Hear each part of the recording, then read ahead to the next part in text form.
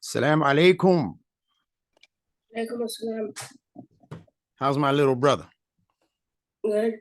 Good. You're looking well. You had a good day? Yeah. Alhamdulillah. Anything I need to know about? No. All right. Very good. You ready to get started? We got a lot to go over. Excuse me? Yeah. Okay. All right. Here we go. Let's start with all of that wonderful homework you sent me. We begin Bismillah ar-Rahman ar-Rahim. So we're going to begin with the homework related to the word felak and what number surah that is, and also where the word fajr is found in the Quran. Read whenever you're ready.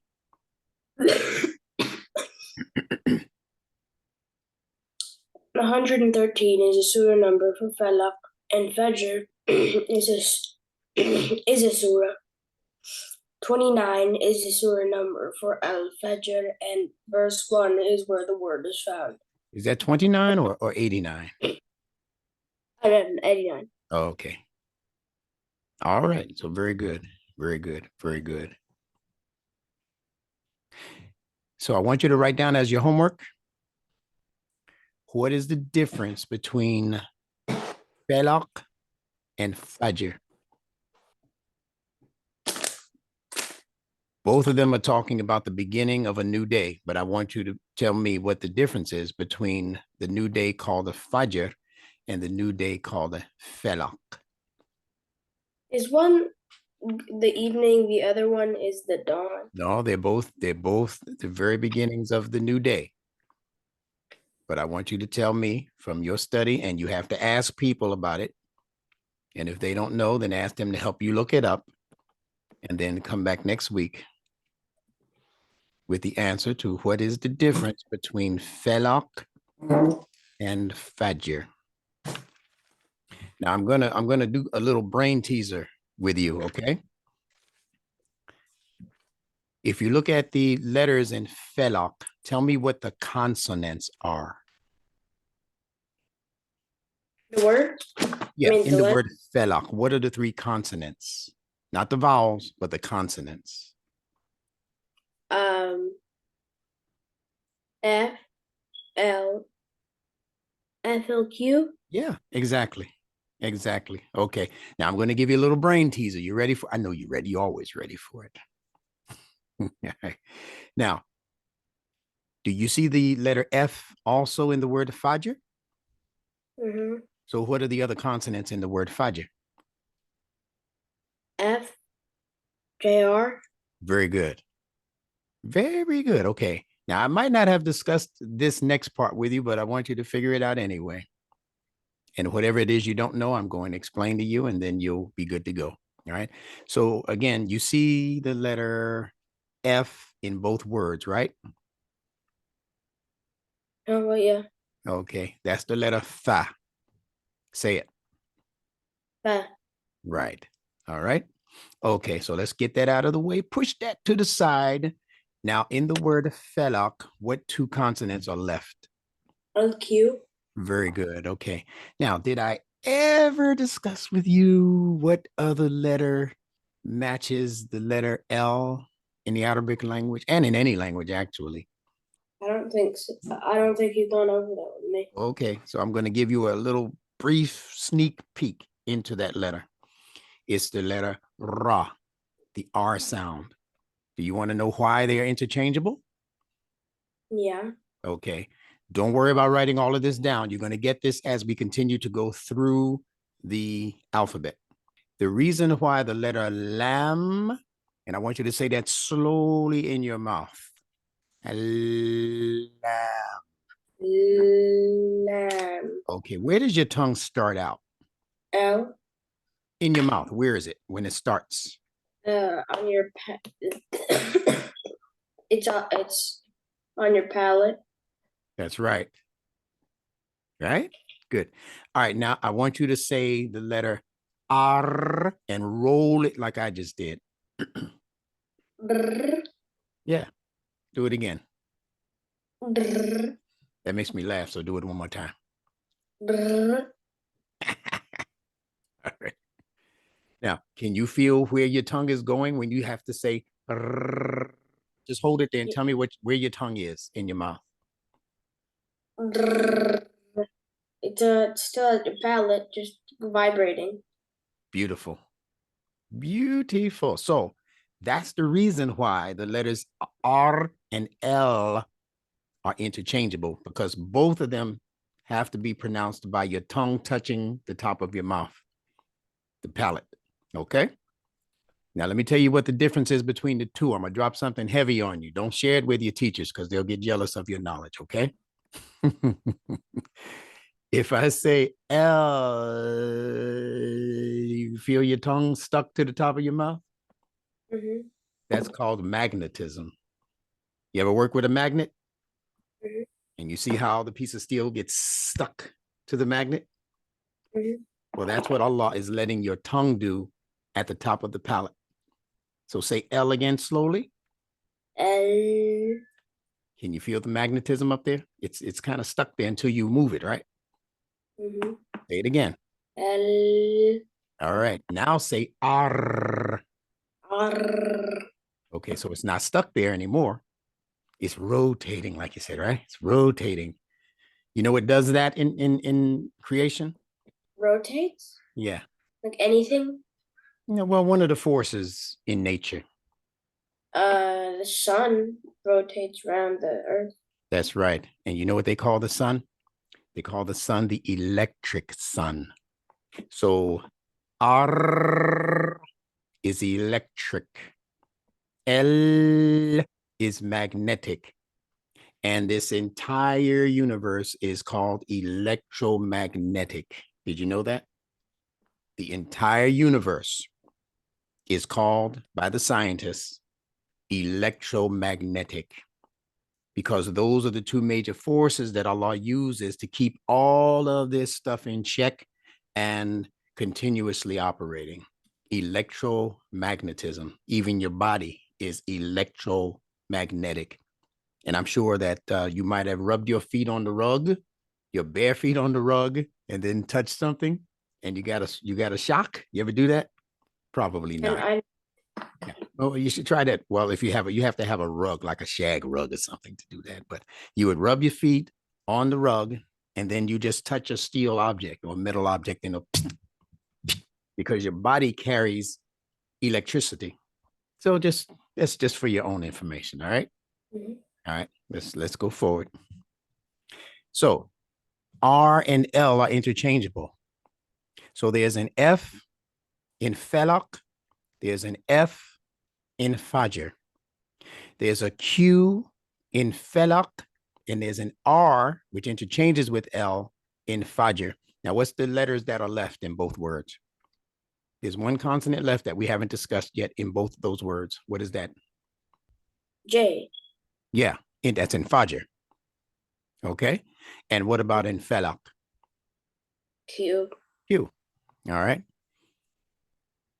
And that's because, well, I'm not going to say that's because, but I want you to observe that the letter J is called a guttural because it begins at the very front of the going towards the back of the throat. J, j. If you say it like j, like jump, jump, jump, you'll feel it coming from right at the tip of your throat. And of course, if you say cough, just like you're coughing now. As a matter of fact, that's where they get the English word cough from, the Arabic letter cough, because it has to do with things that come from the very back of the throat forward. Okay. So say cough, Cough. QAF. I want to hear the F also. Cough. Cough. Very good. All right. So that's a guttural also. So the J is a guttural and the is a guttural. So what does that mean about both of these words? What is a guttural? That's a good question. Do you know what the gutter is? Mm-hmm. What is it? Gets water out. Like it's up there and like water flows down Yeah. and So goes. yeah. I grew up in New York City where the gutter was like the you if you're walking down the street and there's like an alley, we call that the gutter because it's in the back of the house. So the gutter in this case are those things that are not out front, but you have to bring them from the back. Go get that garbage out of the gutter, right? Or sometimes the gutter is beneath uh the ground, right? The water goes into the gutter, right? You have different words for it, but the idea is that it's something that comes from behind or something that comes from the back of somewhere. Okay. Mhm. So what you will do also is just use that as one of your homework words and let us know next week what gutter means as far as the dictionary is concerned. I'll wait for you to write that down. Let me know when you're finished. Done. All right. So what we're noticing here is that all three consonants in both words, they match the part of the mouth that has to pronounce them. They're not in the same exact order, but they match those three parts of the mouth. All right. Fa is called a labial. Labial means that you have to use your lips to pronounce it. So say fa slowly. Ba. All right. So what is touching your bottom lip in your mouth? My teeth. Yeah. Which teeth? The two front teeth. That's right. Up or down. What? You have upper front teeth and you have lower front teeth. So which are touching the lip? Upper. Very good. Very, very good. Okay. So that's fa. It's a labial. Don't worry about that. We're going to be going over that in detail in the next month or so. Then you have lam in falak. And as we said, lam is a liquid because it flows. You can hold lamb as long as you want to hold it because it flows. Same thing with the letter R. It's a liquid because you can hold that as long as you want, but you can't hold cough. You can't hold dal, d. You can't hold it. But because you can hold those sounds that come from L and R, they're called liquids. You got it? Mm-hmm. Yeah. Okay. And then you have the guttural sounds of cough coming from the back and ja, jim, ja coming from the back. So wherever you find words that have matching consonants as far as the part of the mouth that they're being pronounced in, those words are going to be related, like kissing cousins, as they call them. The words won't be brothers and sisters, they won't be siblings. But just like your cousins, it doesn't mean that you have the same mother and father that your cousins have. But there's something in your cousin's family, an auntie, an uncle, or something like that, that's going to be related to you. And it's the same thing with words and letters. Letters are like your genes. I call them letter genes, genes, because they operate in words exactly like DNA and RNA operate in humans and in other life forms. I know that's a lot to chew on. I'm doing that to you on purpose because you've proven that you can absorb. You absorb a lot. All right. So Felak and Fajr are going to have something to do with each other. That's your homework question. That's the one that you wrote down. What is the difference between Felak, which is a part of the new day, and Fajr, which is also a part of the new day? Okay. Both of them are translated in the Quran as dawn, but they're not the same thing. So see if you can find somebody who knows the difference. You might not be able to find anybody who knows the difference. And then that's where I step in and I explain the difference to you 7 days from now. Got it? There we go. Can you see that okay? Mhm. Go for it. A bull. When does a male calf become a bull? A bull, also called a sire, is a male bovine. A bovine is a subfamily of mammals. Examples: cattle, bison, and African buffalo.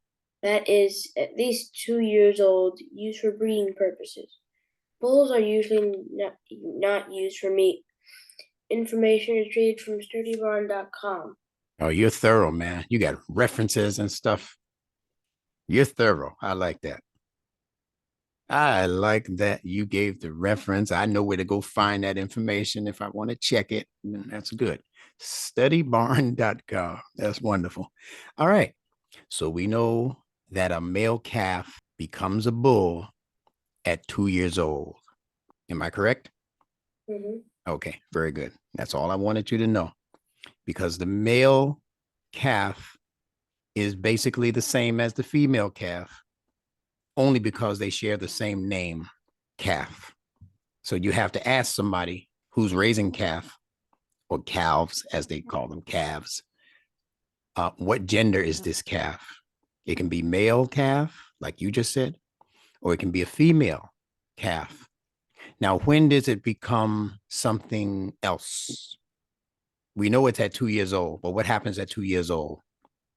If it's a female, It becomes a heifer. there you go. And what happens at 2 years old? If it's a male, Becomes a bull. you got it, partner. You got this. All right. So let's move forward. You rocking and rolling, man. All right. So we're going to go back over our Khalifa lesson. This is a very important lesson. That's why I'm spending this kind of time on it. Okay. I want you to read this very quickly again, although we've gone over this twice. This will be the third time, but I added some other goodies in it that are necessary for you to know. Represents the arms when protecting itself. In fact, Kha is using the arms to seize and detain, and a picture is worth 1,000 words. Okay, so they're seizing and detaining the little Gumby head little dude right there in the middle. All right, that's Kha. He can't just go where he wants to go anymore. He's been detained. The sound of Kha is like having a chicken bone stuck in your throat. All of a sudden, your breathing is seized and interrupted. The feeling you have of desperation and helplessness is Kha also. Kha represents things which come forth suddenly from the back for survival's sake. Quranic Arabic word Khalifa refers to one who comes from the back in order to lead from the front. Repeat the sound Kha in your mouth. An infant, especially once she's crawling, also needs to season I'm sorry, I left one word out here. Give me one moment. B. Reread it. also needs to be seized and detained. This is why we put them in a crib or put guardrails in a home. So do you got that? Okay. You understand that? Mm-hmm. So a newborn child has to also be seized and detained. How about that? So we don't just let them go where they want to go, right? Mm-hmm. Sometimes we'll put them on the bed and they'll start crawling toward the edge of the bed. And they don't realize how dangerous that is. So we got to pull them back. We have to detain them. We have to secure them, etc. So we're making a point here about the true fitra-based meaning for the word Khalifa. Despite what scholars have said, and it's a political leader, it's somebody in Iran, the Khalif or whatever. We're not dealing with what people said about what a Khalif is, or Caliph, or whatever they pronounce it as. We're talking strictly about what Allah put in the Quran, and we're evaluating these letters, giving these letters value, these words value based on how Allah uses it in the Quran, nowhere else. Are we clear on that? Mm-hmm. All right. So start from repeat the sound of kha in your mouth.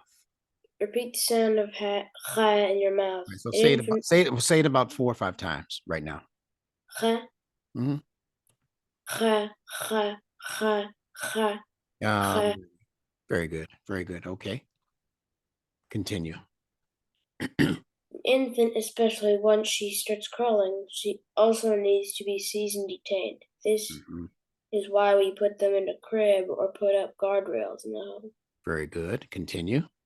It is also the job of the genes, DNA, RNA, to bring your genetic past Oops, made genetic. another mistake. Hold on. I was doing this quickly before you joined me. Okay. Let's try that again from the beginning of it. To bring your genetic past up to the forefront of your current activity. This is concerning your DNA. This is occurring. Your DNA No, is no, no, all no. Go back and read slowly. as this is occurring. Your DNA is also experiencing an evolution in quality due to many learning lessons along the way. Stop there. All right. Now there's a lot here. And normally people might give college students this kind of sentence and information. Nobody would expect an 11-year-old Mahdi to be able to understand what's being said here. Just looking at that sentence that you just read, can you explain to me some of what's being said there? About how your DNA is passed on from one generation to another? Mm-hmm. Well, that's it. That's the explanation. And it's the job of your genes. What do I mean by genetic? Oh, I did. Did I have it spelled right the first time? Yeah, past, not past. Yeah, okay, so that's my fault. All right, so what do I mean by genetic past? Like your lineage, Give me an example. like your grandpa or something like that. Okay. And you might have some of his traits, right? You might need, Mm, you might even have some of his features. Like you might have your grandpa or your grandma's eyes, or sometimes we have the same hair that our great granddaddy had, right? The same smile sometimes, or whatever. Those things are inherited from the past. So you're bringing what's in the past forward into your life experience. Okay. mhm. And as you bring them into your life experience, those behaviors and those traits are also supposed to be evolving. What does evolving mean? What is evolution? Like change. Change in what way? Better or worse?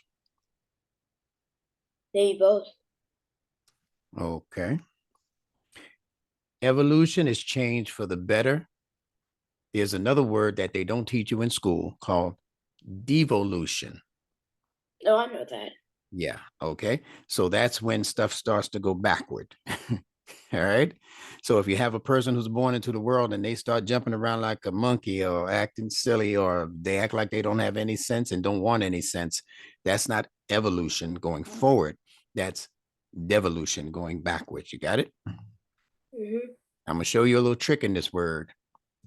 E in any word, if it's at the beginning of the word, it means to come out, to go outward, like exit. You got it? You have another word here that is related to the word value. You see it? Mm-hmm. And you see how the VOLU is related to the VALUE?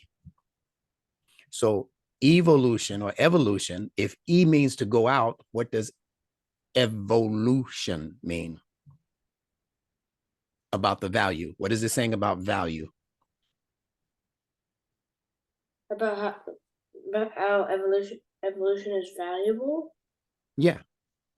And it's always coming out of you.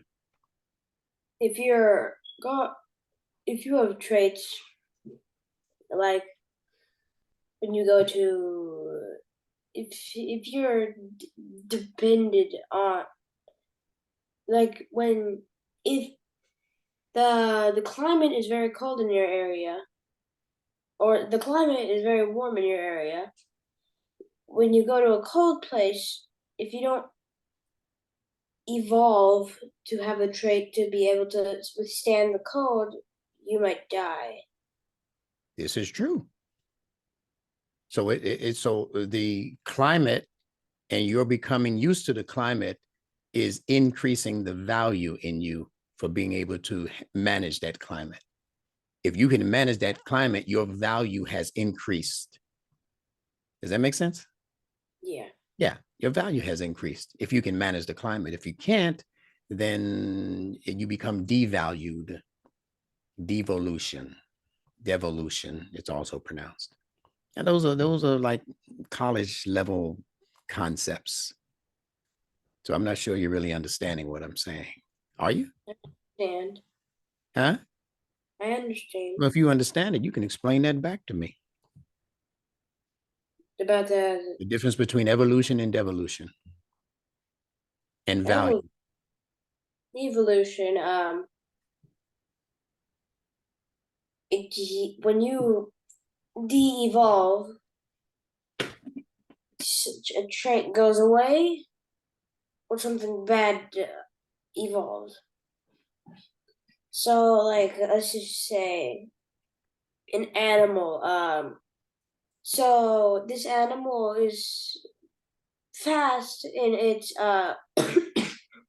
fast normally. This animal, it's known to be fast, is fast, but then one of these animals was born and it decided that it didn't want to run, so it just stayed where it was and sat down and move anywhere. And after a while, since the lack of the muscle of this animal was not used of his legs, he got slower and slower. One point, he de-evolved the trait of being fast.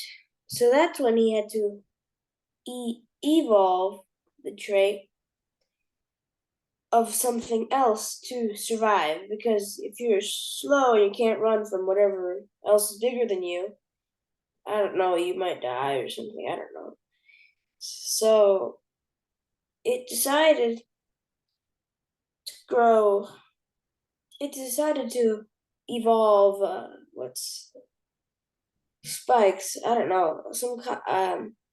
Smoke, something like that, Mm-hmm. to defend itself against the outside world, and that increased its value. Mahdi, that's the best explanation I've ever heard anybody give.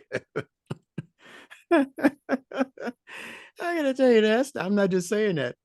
That's the best explanation, way beyond what I expected, that I've ever heard anybody give for what I just asked you. So give yourself a round of applause for that one. That was great. That was great. All right. So because you added a very important point, and that is that when you lose something, especially if it happens in nature or something takes place in your DNA that's not right or whatever, then nature will begin to assist you by giving you something to compensate. That's what you're saying, right? Yeah, but you have to. Yeah, it's like when the ocean creatures started coming on the shore, like let's say the catfish. The catfish lives partly in the water and then partly on the shore. It can survive for a while on the shore because it's already started receiving the kind of gills that can breathe air outside of the water's oxygen. And because of that, maybe one day of, whatever, 5,000 years from now, catfish will live purely on the land.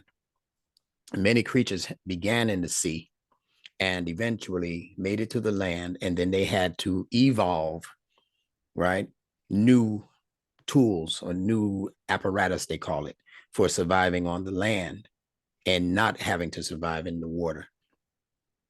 Okay, so you're absolutely correct. You're what they call spot on. Let's continue. Man, time flies when you're having fun, man. D, we're already a half an hour in. Man. Okay. So, where did we stop? Let's go from there. There are survival instincts in your genes that also need to be seized and attained in a way that does not interfere with the rights of other people. Okay. And then that question there is what? Can you name three survival instincts? Okay. Go to work. Give me three survival instincts in human beings. Oh, okay. I was going to name a bunch about animals, but I knew you were going to do that. That's why I stopped you. That's okay. that. Adrenaline kicks up Good. usually. When? Okay, so let's just say you're in the middle of the forest and you realize you get lost. Your adrenaline kicks up at least a little. Yeah, that's Because that's right. depends where you are. If you're in Yellowstone, you're probably in danger. You got that right. Oh, yeah. What kind of creatures are in Yellowstone Park? There's I think wolves and something else and a few other Mhm. stuff. All right. I Wow. don't know Yellowstone. Yeah. It's all right. We know it can be dangerous. We do know that. All right. So give me that. That's one. Give me two more.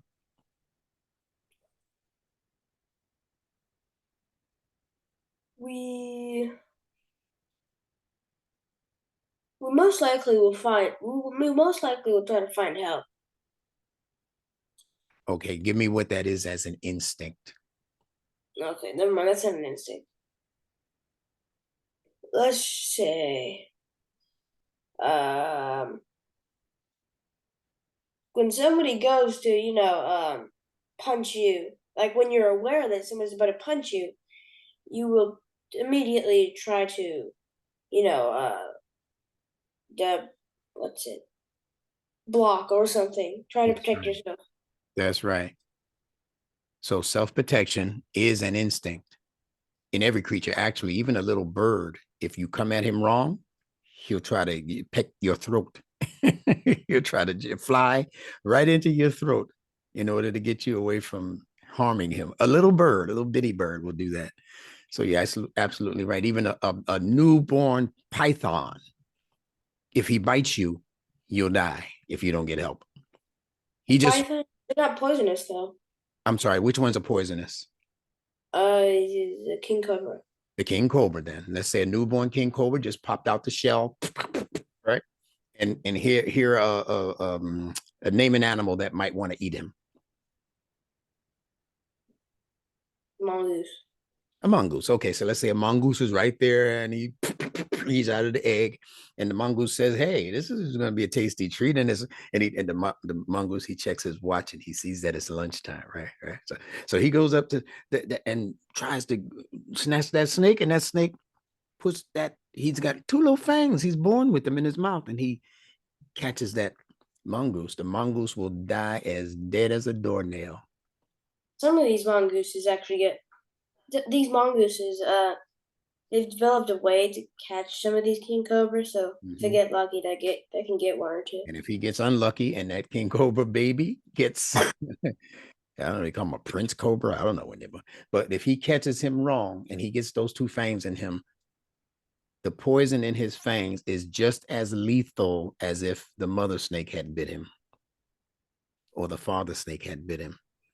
Allah put the same amount of danger in the uh, tips of that snake's teeth, fangs, as he gave to the mother and father. Do you know why Allah did that? Possibly. Protection. Why would that little just born, cracked out of the egg snake need that kind of protection? Well, somebody might eat him. Mongoose, bird. Well, how come his mommy don't just jump to his defense? Wouldn't your mother jump to your defense if somebody were trying to harm you when you were a baby? Problem. Um, Snakes, they lack that organ. They lack that thing in their brain to love, so they don't really have that part in their brain. So they just leave them to fend for themselves. You're a very smart young man. But I'm going to give you the definitive answer. You ready?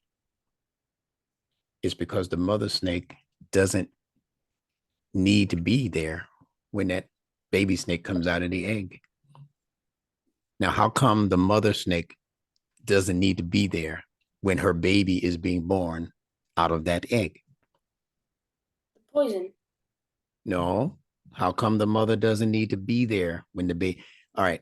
Our mother needed to be there when we were born. Oh, yeah, because the king cobra, some animals, when they're born out the egg, they don't need the help of the mother. They just go on to live their lives by That's right. themselves.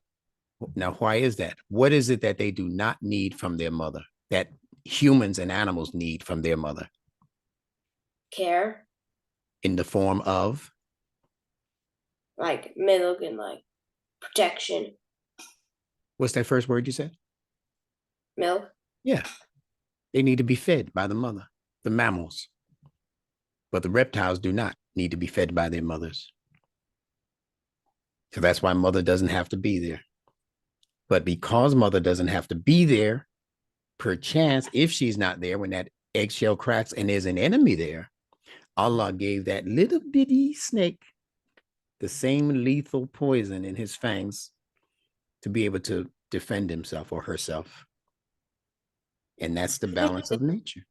When they grow up, they have flaps on their they have flaps on them.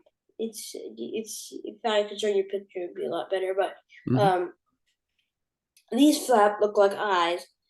These eyes, these are just the first warning signs to not bother them. Mm-hmm. They'll Camouflage is what you're saying? Is it camouflage? no, it's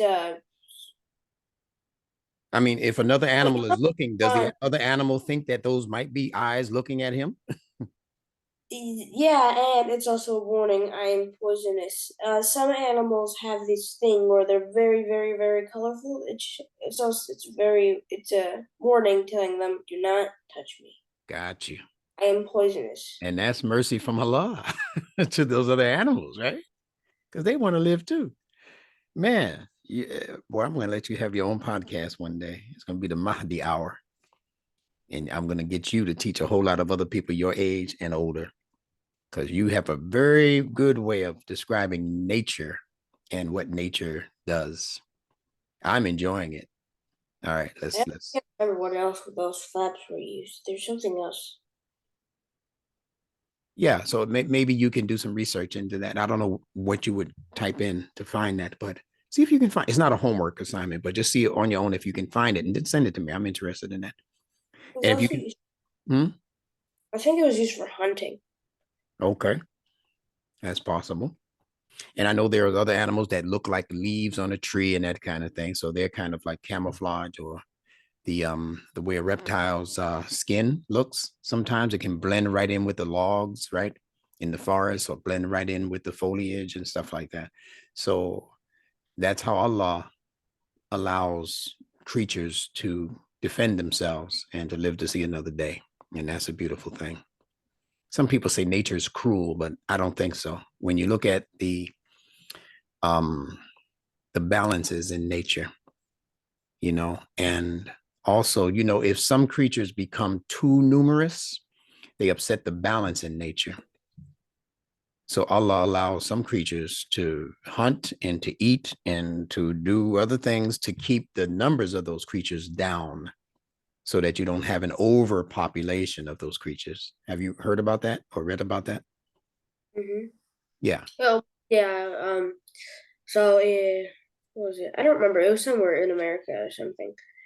Somebody let like bunnies out or something, Mhm. and then the bunnies overpopulated because there's no natural enemy. Yeah. There you go. There you go. All right. So we're talking about survival instincts right now. All right.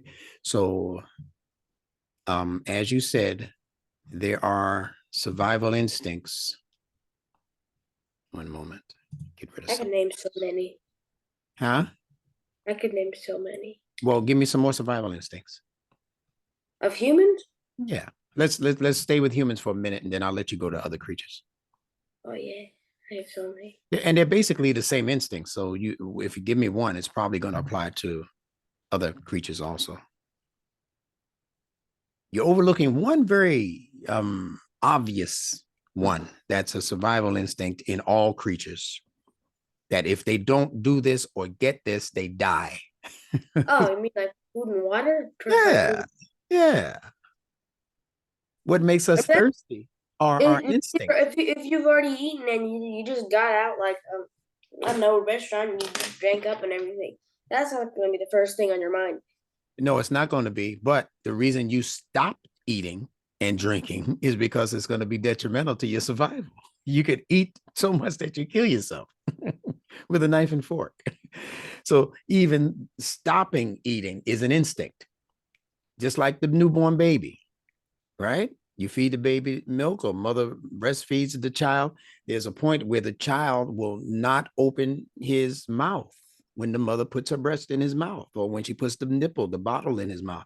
The child itself, without anybody outside saying that's enough, the child's fitra, the way Allah created that baby automatically knows it's in the baby's instincts to stop. This is enough. And then when the nature says, I'm hungry, the baby starts to cry or call out for mommy or whatever. All of that is instinct, whether you're calling for it or saying that's enough. Just like some people, but some creatures will. You've heard of fight or flight instincts, right? No, okay, so you need to look that up. That's the major calling card of your instincts. That they are fight or flight, meaning if you are a deer in the forest and you're nibbling on a leaf. Too bad you can't see me right now. Can you see I me? can.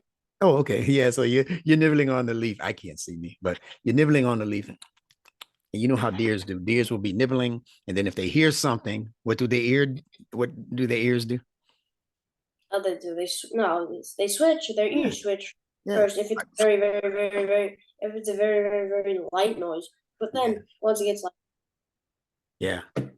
If it's then they look and they're then like, they what? look, and then if they see something dangerous, they're out of there. They flee. Right. Just the problem is that in our place, these deer, they're not really hunted. So not here, but like Kentucky, like they're very dead. But anyway, in our old home, these things were like flies. So yeah, I walked up to one with a ball. I was like, I want to hit it. So then, uh, I'm glad you didn't. I did. You hit it with a ball. Yeah, Mahdi. I wanted to see what happened. There might not be any statute of limitations on hitting a deer with a ball. So be careful what you say online.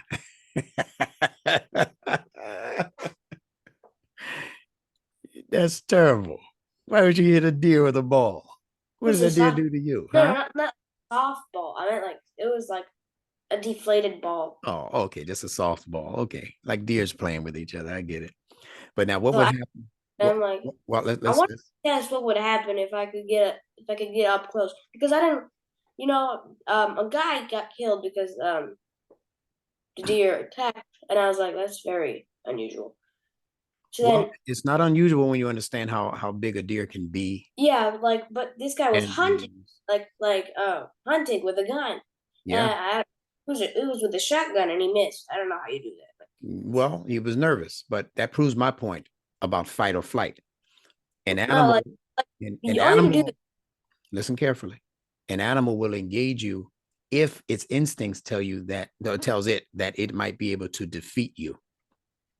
That's the only time an animal is going to want to fight you, or if it's in a situation where it can't get away, and here you come, the lioness, then the deer is still going to try to maneuver you, or the deer is going to try to, fight or buck you with its, if it has, antlers.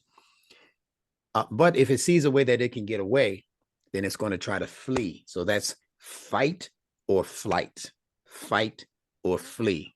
And those are two basic instincts in all living creatures. You got that? Mhm. So give me some more instincts, man, before we move on. Give me some more survival instincts. Humans. You're on a roll. Any creatures now. Oh, okay. So on a cucumber, sea cucumber. So they have these things, a sea cucumber. So whenever a fish tries to eat one of these, well, they have the survival instinct to apparently launch out some kind of, I don't know, but it's poisonous and it's bad to touch and other stuff. Ah, So they unleash it and it covers all over them. it's And like then it's like a gas or a liquid. What is this? it's like some kind of tentacle that they launch it all Oh, over. almost like a porcupine type thing, No, where it's not hard. It's like not even hard. It's like sort of like intestine or something. I don't know what it is. I don't remember. It comes out, launches all over it. Can you do And some then investigation into that? Now I'm so you got me so curious now. I might not be able to go to sleep tonight, wondering what that is you're talking about. If you can do some I investigation, don't know, like the sea cucumber just does it, and then but I want you to Google that. It's not homework. It's just on your own. It's a personal favor to the instructor because I won't be able to sleep tonight. So if you can Google what that is and then just email it to me, I'd be so happy. Can you do that for me? All right. so it does that. All right. Give me one other instinct. Ugh, okay. What else is there? Getting harder now, all right? You done gave me all the best ones already, I think. No, no, no. I never gave you any of Well, this. come on with it, man.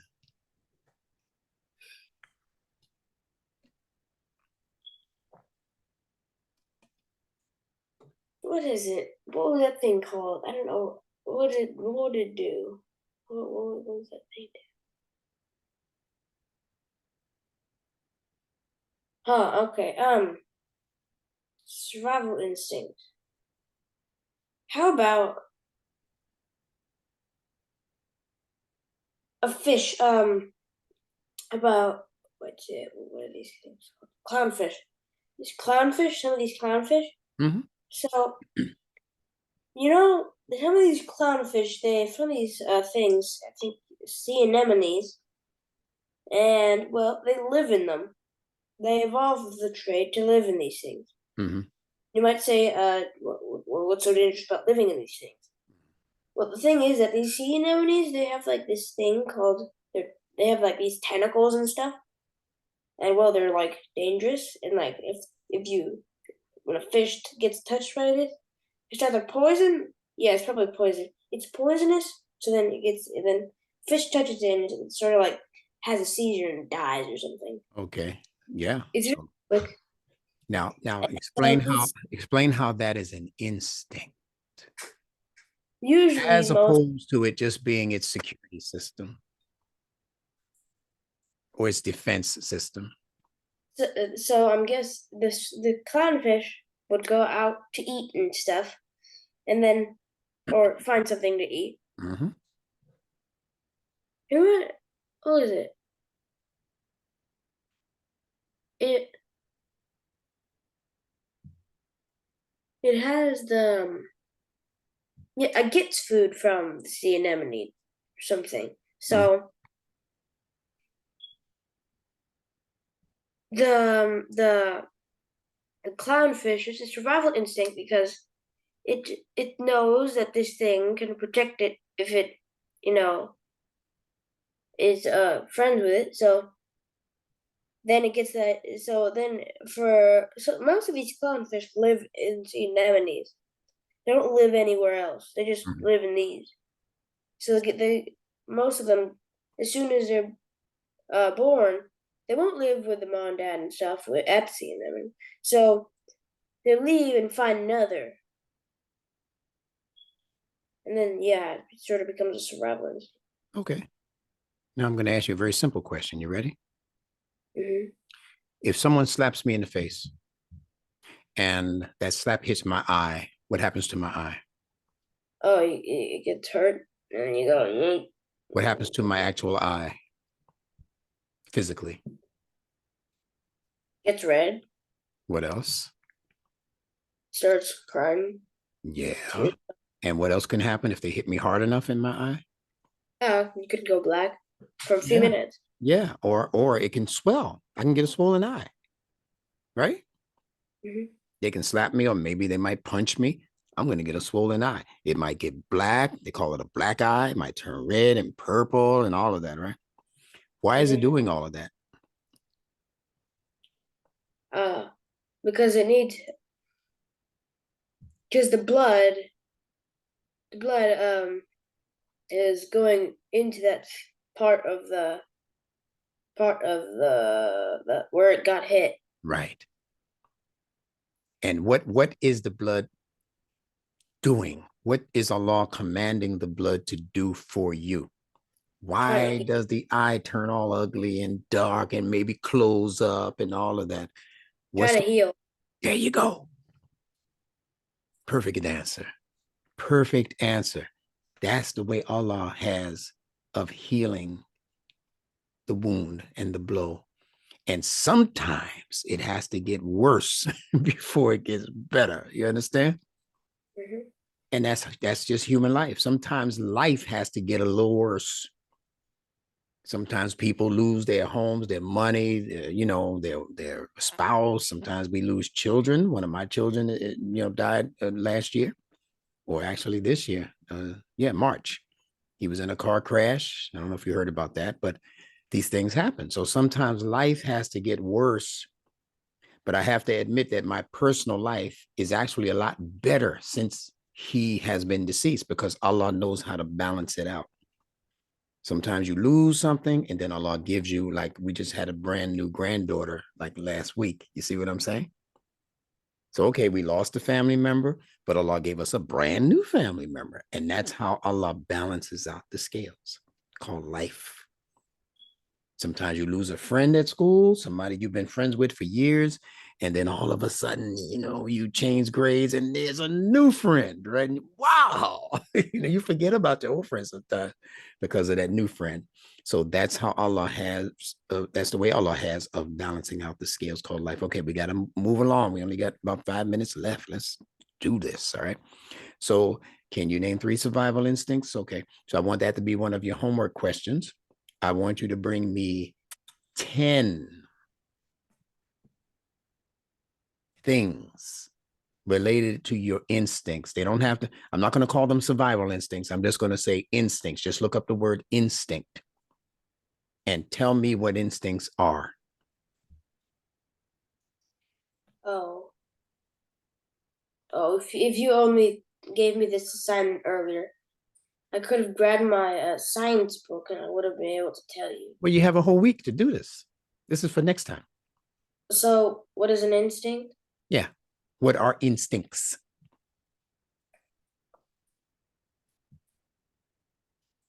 Let me know when you're finished.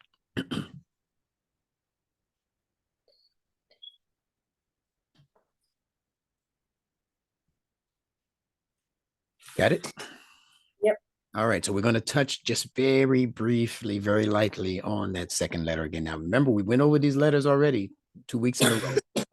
All right. So this is not you learning anything new. This is you just reviewing with some additional notes that I've made on these letters. So that next letter is what in Khalifa? The tongue. Yeah. What's the letter? The lamb. Lamb. Very good. All right. And the part of the body represented? Go for it. The tongue. Keep going. Oh, the tongue. Used for tasting and talking. L is the one letter which identifies language in and of itself. The letter L happens to be the most used letter in the Arabic alphabet. We use our tongue to ask questions, and this is how we learn. We also use our tongue to teach, and this is how we share knowledge. Mm-hmm. So you see the letter L in learn, right? Mm-hmm. Okay. And you won't know this, but the Arabic word for knowledge is ilm, like ILM. So you see the letter L in ilm, right? Mm-hmm. And you see the letter L in the word for tongue, or the word for language in the Quran, called lisan. So start here and continue to read.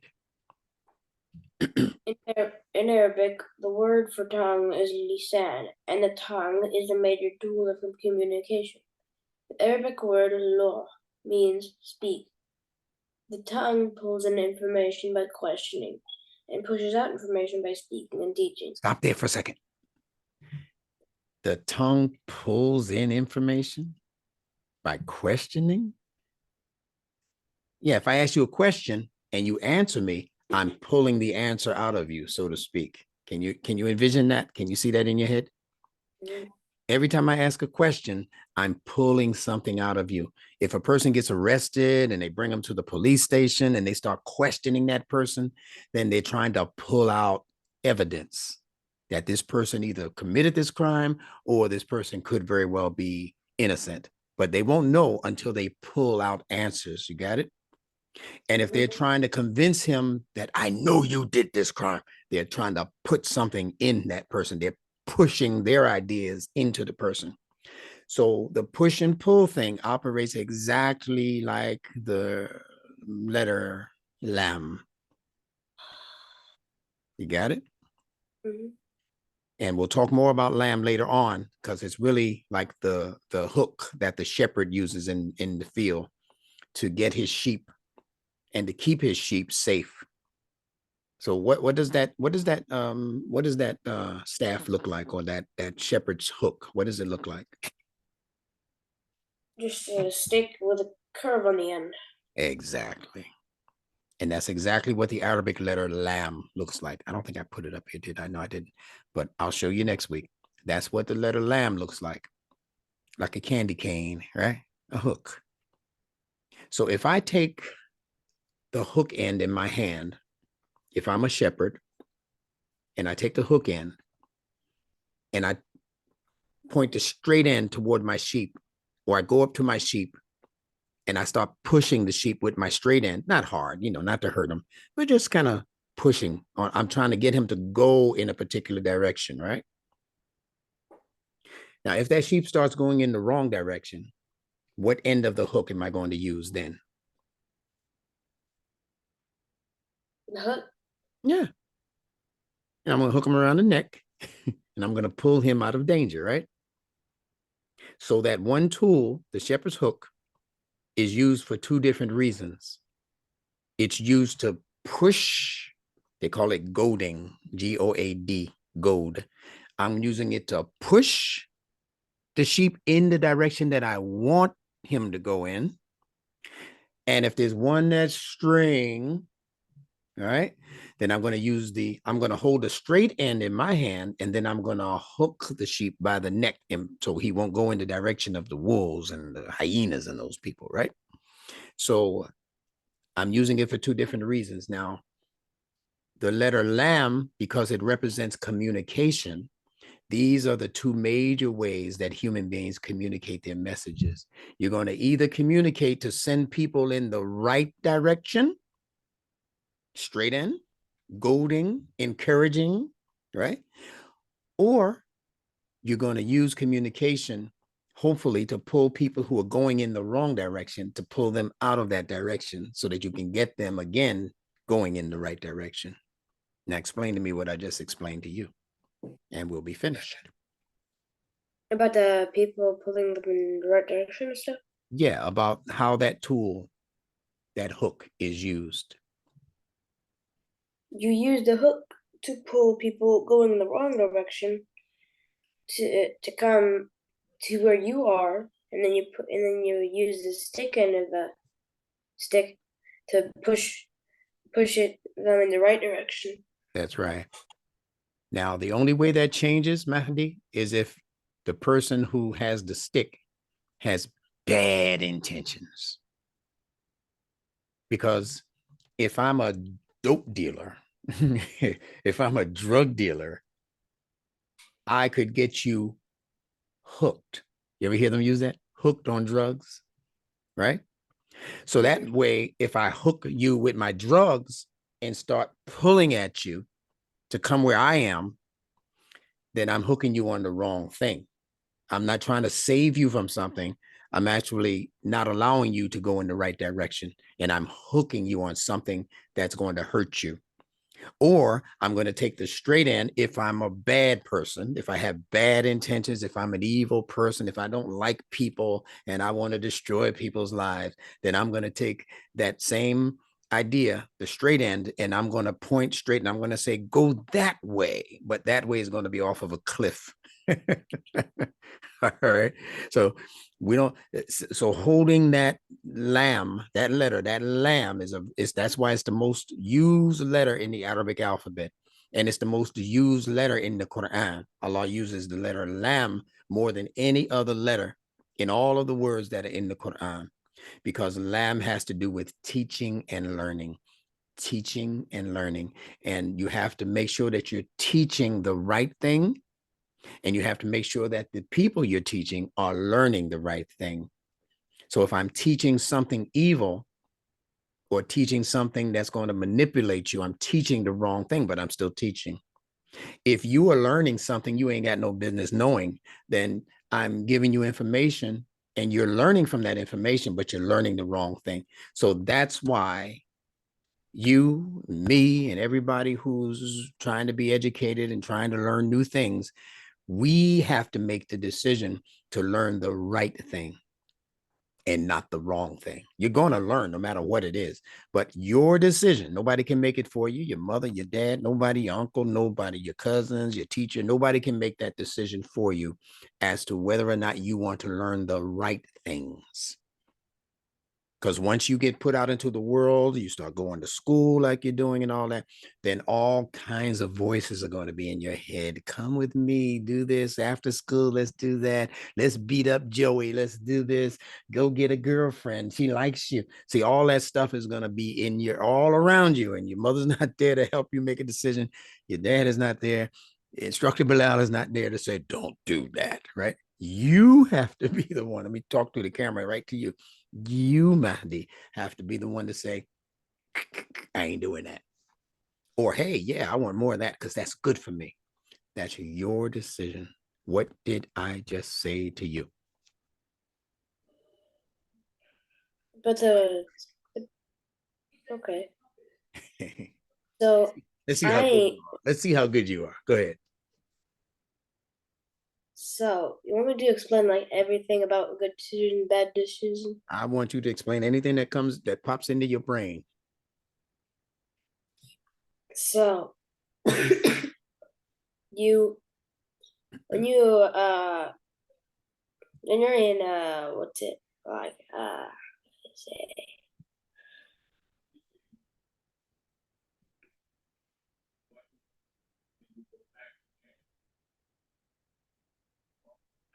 so many places you could be. You said I can't figure out. That's all right. Just But start anywhere. the Yeah. world. Yeah. When you're in the world, there's so many things that everybody is doing. You could be asked to murder somebody, and then this person asks you to well, the world's ending, so come and help me, and then this, and then that, and then so in the world, you got to make decisions that are right. Because if you don't, you'll end up in the wrong place. When you're in the wrong place, good things don't usually happen, and good things don't usually happen.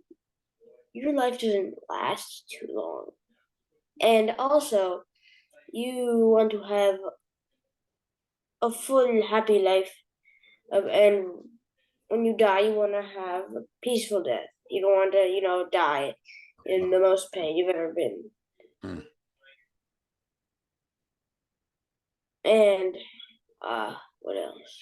When you make good decisions, your lifespan is increased by probably a lot. And then you gotta make the right choices in life to be successful. To have food every day on your plate. You Beautiful. gotta Beautiful answers. be smart in some jobs or else you'll be fired. All right. So I'm going to have you stop there just because we're out of time. But I want you to remember this phrase: nature favors goodness. I think I'm going to make a t-shirt that says that. Nature, meaning the fitra, favors goodness.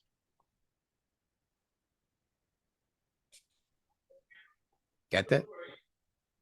Mhm. All right. So we're going to close out there. Thank you, Mahdi, for being with me once again. And inshallah, I'm looking much forward to being with you and continuing this conversation next week. Thank you for those homeworks. They were very, very nicely done. So you have your questions for today, and I'll wait to get those homeworks from you. You've been doing very, very well with getting me the homeworks. In fact, I don't think you've missed one homework that I've given you since we've started. And this is number 15. Are we on the Yeah. 15th? Yeah, the 15th session. Isn't that something? How time flies when you're having fun, right? Mhm. All right. Okay. So greetings to your parents and to your teachers and your friends. And I pray for you to have a good life, not just a good life, but a great life. You're well on your way. I'm very, very proud of you. Got that? Mhm. Okay. So we ask that Allah bless this session, that He bless us to both have learned some new things and to have shared with each other information that both of us can benefit from. And believe me, I told you before, I'm learning from you just like you're learning from me. We're just learning different levels of things. All right. So, in your own little way, you're like a little junior instructor.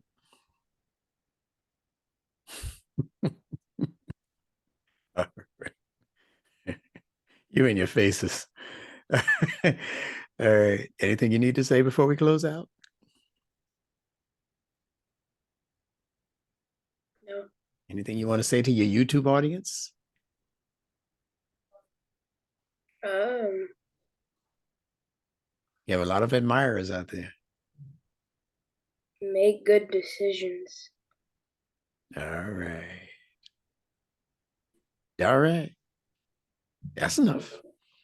I greet you in the greetings of peace. And I hope that we will keep the peace. Don't let anybody break your peace. You got it? Mm-hmm. All right. Salam alaikum. Walaikum assalam. Okay.